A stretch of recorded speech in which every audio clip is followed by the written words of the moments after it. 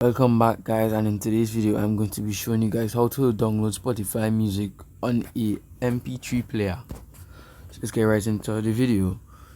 So just look for any random video, any random thing, the song of your choice, click on it, you see the three dots, and you add or create a playlist. Done.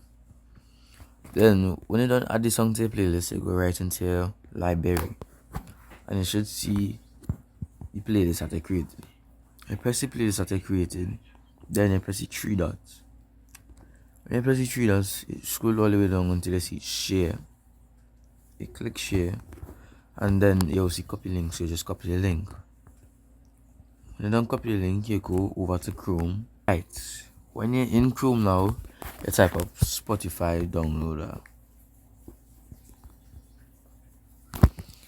The first thing you should see on the search bar is spotifydown.com, so just click on that one because that's the correct one.